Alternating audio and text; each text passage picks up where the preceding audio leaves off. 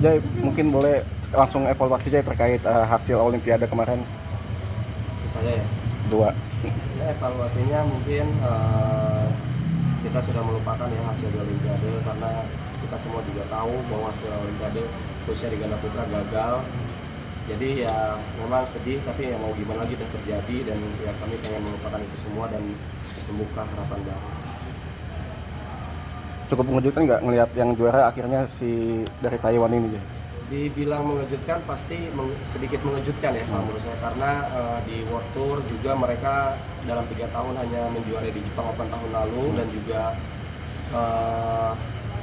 mereka kurang konsisten juga di pertandingan World Tour final, World Tour dan ya World Tour final juga. Tapi melihat mereka main di Olimpik kemarin dari babak pertama penyisihan sampai akhir itu benar-benar konsisten, saya juga salut sama mereka, dan ya mental mereka yang sangat luar biasa. Mungkin ada pembelajaran khusus ya dari Liang dan Wachilin itu untuk jadi juara Olimpiade back to back dia gitu. Ya, pembelajaran khususnya mungkin kalau dilihat dari penampilan mereka khususnya di setiap Olimpik itu fokus dan mentalnya yang luar biasa ya. Jadi di dalam lapangan itu mereka tidak ada rasa gugup sama sekali kalau saya lihat ya, karena mungkin juga mereka tidak ekspektasi di Olimpik tahun ini, dan mereka bermain sangat lepas sekali ya. Dan juga ya mungkin untuk kedepannya juga harus mempunyai mental seperti itu, yang terus pantang menyerah dan ya bermain nothing tulus, biar semua kemampuannya juga keluar. Proyeksi kalian buat Olimpiade selanjutnya kayak gimana sih? Ini kan si Wang sama itu udah pensiun nih. Ini net petanya gimana nih? Peta persaingannya untuk memulai baru lagi. Ya, peta persaingannya kalau lihat Wang Chilin dan Liang juga udah pensiun ya, khususnya Liang ya. Dan ya di babak 1 Jepang Open saya langsung ya ketemu Wang Chilin. Kalau menang jadi bawa medalinya.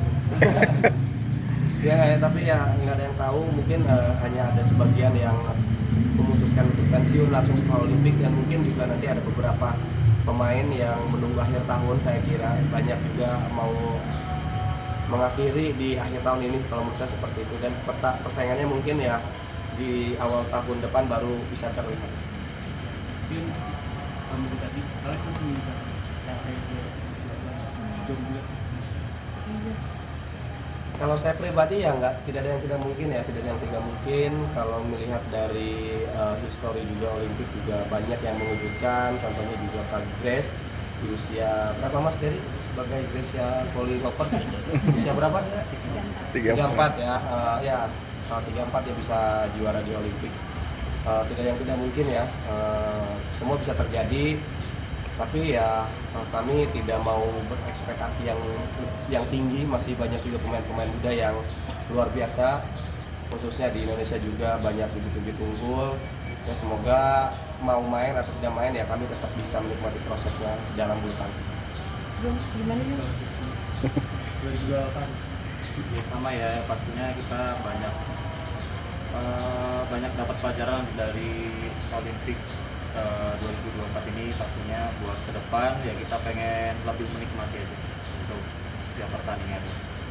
Habis ini kan Japan Open ya, maksudnya start dari mulanya lagi bagaimana? Terus kira-kira sebenarnya ini masuk dalam apa ya? Bilang target udah kan Olimpiade udah lewat nih yang utama gitu.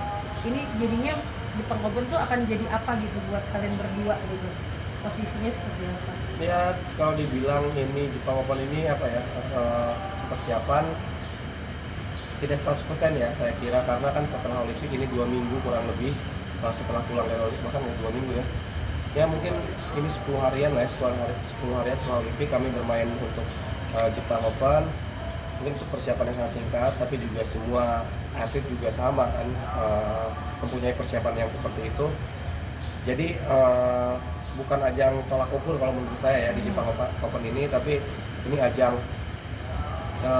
keharusan juga untuk mengikuti Jepang Open, karena sebagai top 10 harus harus mengikuti Jepang Open. Tapi dalam arti bukan kami tidak ada target di Jepang Open, kami tetap mau meraih hasil yang maksimal, hasil yang terbaik, masuk podium. Tapi kalau dibilang persiapan mungkin belum maksimal karena persiapannya sangat singkat.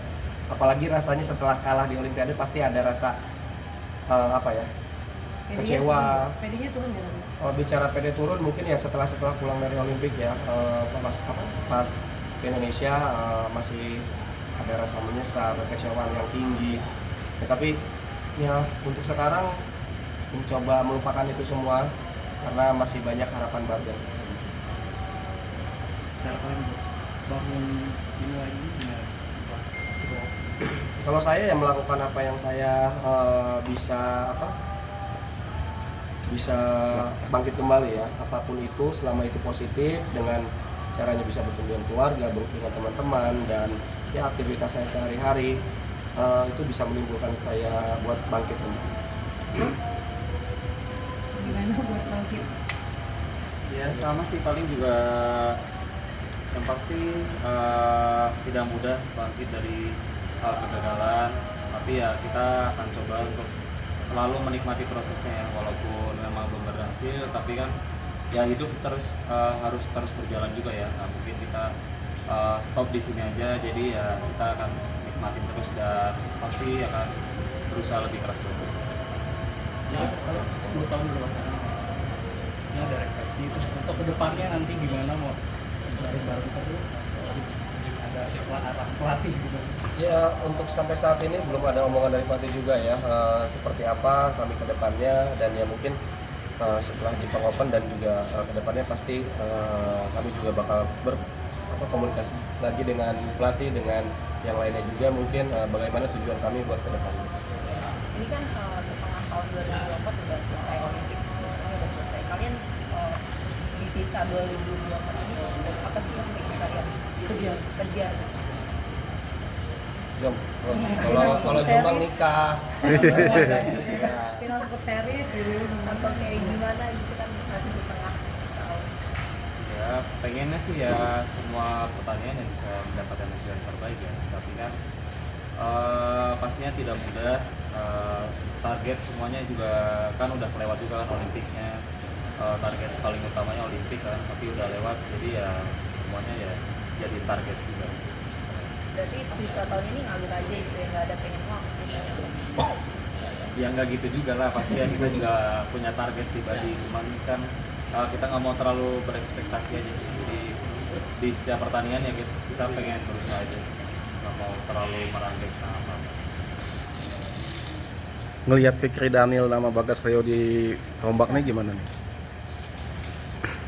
Ya kalau menurut saya hal yang bagus juga ya, dipecah. Dalam arti bukan berarti mereka cukup sampai di situ, tapi kan itu juga kata pelatih, dilihat dulu penyegaran dulu seperti apa dan hasilnya juga dilihat gitu. Jadi bukan berarti nggak tahu fix apa belum ya, tapi dilihat dulu beberapa turnamen apakah mereka klop atau enggak. Tapi kalau menurut saya bagus ya, karena mungkin untuk beberapa tahun ini juga mereka masuk top 10, keluar lagi, masuk top 10, keluar lagi, jadi seperti itu. Jadi biar ada rasa apa ya, pas dengan partner baru bagaimana rasanya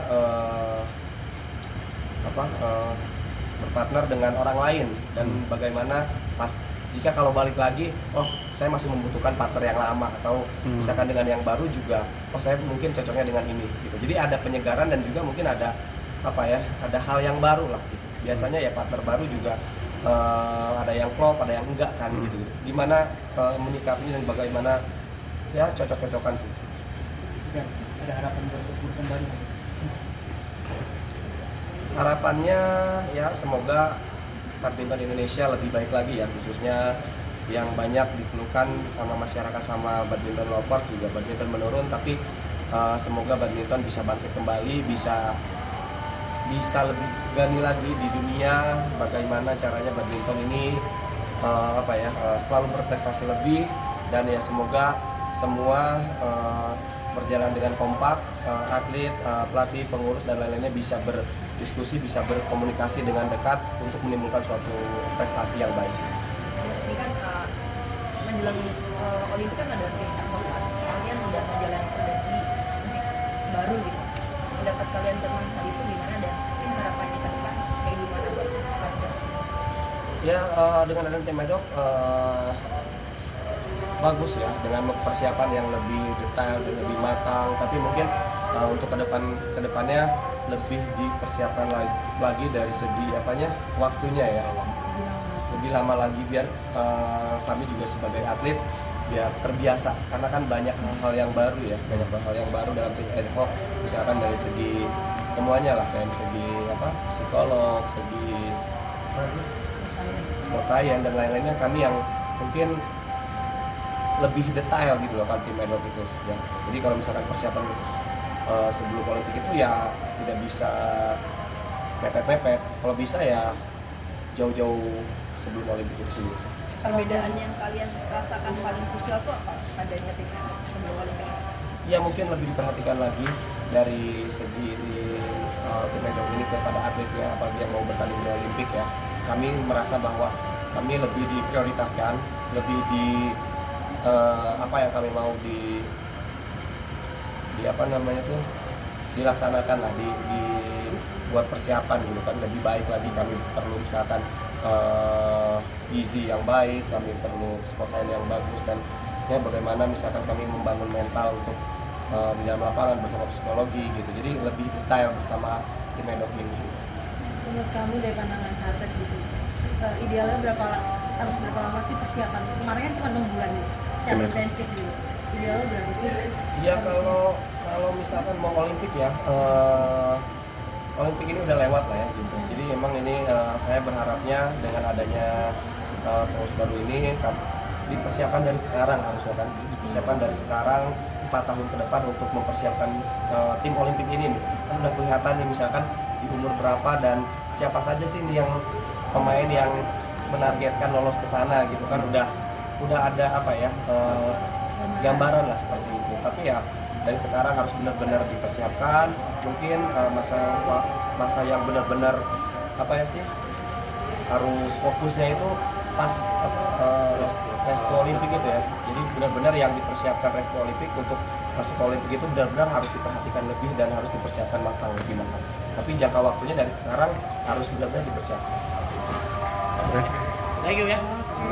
Thank you.